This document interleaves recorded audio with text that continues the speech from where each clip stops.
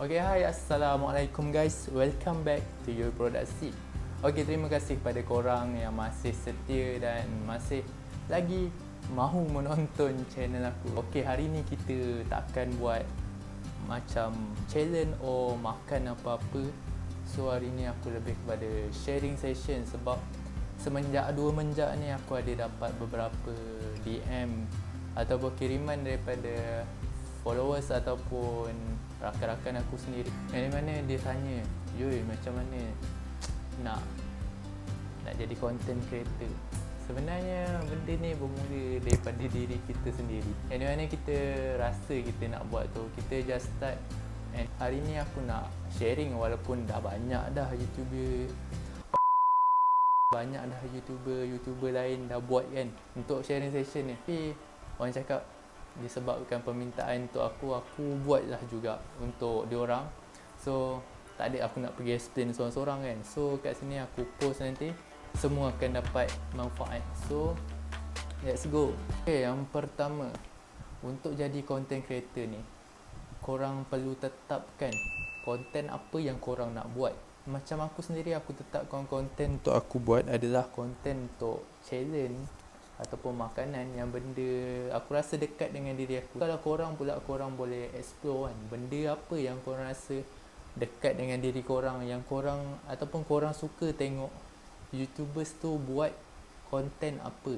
Itu pun boleh jadikan sebagai minat kan, sebab korang pun dah start minat dengan konten dia, and korang pun mungkin akan ada sedikit perasaan untuk buat satu konten macam diorang and versi korang sendiri. Seterusnya, korang perlukan orang cakap confident bila korang bercakap depan kamera. Kita kena confident sebenarnya sebab orang akan tengok kita punya tahap keselesaan kita bila kita bercakap depan kamera macam mana. So bagi aku pun agak susah nak dapatkan confident level bila berhadapan dengan kamera, walaupun tak ada orang dekat belakang kamera ni, hanya aku je yang bercakap kan, ataupun aku tengah record sendiri. Tapi itu adalah satu cabaran sebenarnya. Korang kena banyakkan latih tubi, orang cakap. Macam dulu waktu sekolah-sekolah, cikgu aku cakap banyak berlatih bercakap seorang-seorang ataupun korang cakap depan cermin, sebab korang nak dapatkan ekspresi muka ni. Muka senang dengan tone, nada korang nak bagi pendengar tu tertarik dengan korang. So benda-benda yang macam tu korang kena belajar lah. Tapi benda ni biasanya korang akan nampak proses tu daripada first korang buat video sampailah tahap korang sekarang. Korang akan dapat perbezaan dia. Terusnya korang kena, orang cakap, kena endahkan apa orang nak cakap lah. Bukan senang nak jadi content creator. Lagi-lagi kita ni pendatang baru. Mungkin sebelum ni kawan-kawan kita just tengok YouTubers lain, tiba-tiba dia nampak kita buat konten, kita post dalam YouTube, view kita memang sendu gila. Kat situ korang kena agak bertabah sikit. Biasalah gelak-gelak tu ataupun komen-komen yang negatif ataupun dia orang tak support, tak share korang punya video, itu biasalah, normal lah sebagai manusia. Bila kita dekat bawah, memang orang cakap ada orang yang pandang tu, tapi tak semua. Korang kena bertabah lah untuk starting ni. Melainkan korang ni memang dah influencer dekat IG or TikTok ke, korang memang dah famous dekat mana-mana, senang untuk korang tarik crowd daripada segi equipment. YouTubers lain pun macam Cikgu Ilwan ataupun Project Share kan, kalau korang pernah tengok, aku pun banyak belajar daripada diorang juga. Diorang pun kata kita start je daripada smartphone kan, apa yang kita ada kita gunalah. Macam aku guna iPhone saja, iPhone 11 Pro bapak acah, iPhone 11. So aku rasa kamera dia okey lah untuk aku yang beginner ni, sebab kamera dia ada 4K. So aku boleh gunakan resolution tu untuk aku ambil scene-scene yang aku nak record. So okey lah dia punya hasil. Korang pun tak payah nak guna kamera yang mahal-mahal macam DSLR tu 2-3 ribu. So kalau korang dah ada advantage untuk korang edit guna smartphone je. Sebab yalah, aku laptop tu ada tapi dah lama bahang. Laptop tu Windows berapa lah, bawah Windows 7 aku rasa. Kalau buka pun guna untuk YouTube je lah, boleh tengok. Untuk sekarang, untuk permulaan memang aku akan guna smartphone dulu. Untuk apps, korang boleh gunakan Master contohnya. Kalau korang pengguna iOS, korang boleh guna apa tu nama dia, apa lah, kau ingat tak? Tak apa lah, nanti aku tulis dia punya nama kat bawah. And aku pun tak guna sangat apps tu, aku banyak guna Splice. Splice ni adalah apps yang berbayar. Dia punya features free, tapi bila korang nak download masuk ke phone korang, dia berbayar.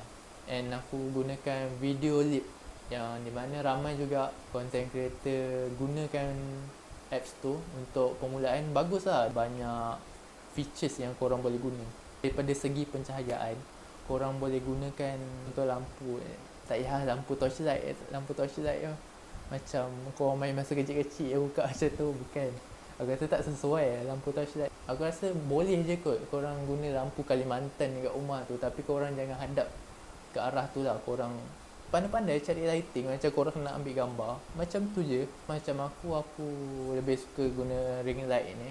Aku guna ring light je sebab cahaya dia 360 degree. Dia akan memancarkan cahaya tepat ke muka aku, nampak? Kalau korang punya bajet tu banyak, aku rasa dalam 200 lebih pun korang boleh dapat lah lampu macam apa tu, dekat lampu studio tu kan. Korang dah boleh dapat dah. Untuk korang yang nak terus upgrade, korang boleh je beli, check je barang kat Shopee, murah mah.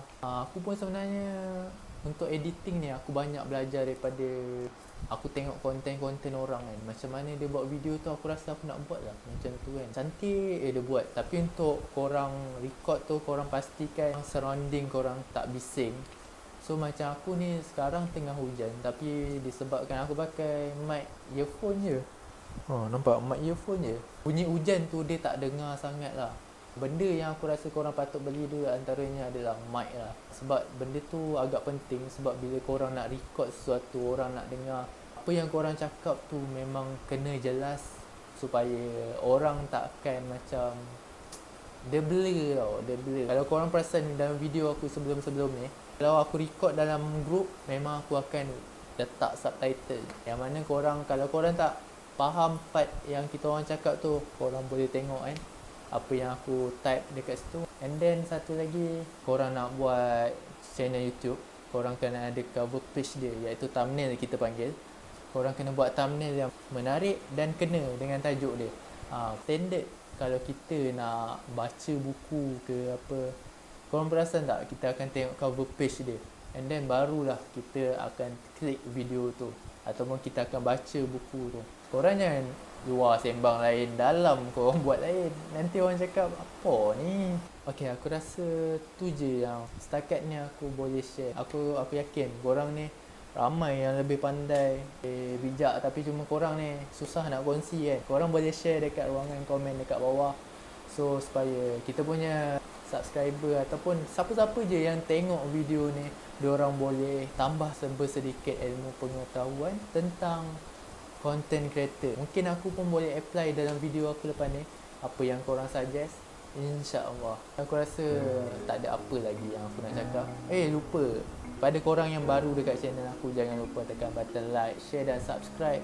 Dan jangan lupa tekan butang loceng, sebab bila aku update video-video terbaru, korang akan dapat notifikasi daripada YouTube. Aku rasa tak ada apa-apa lagi. So, jumpa lagi dalam video yang akan datang. I see you when I see. Assalamualaikum.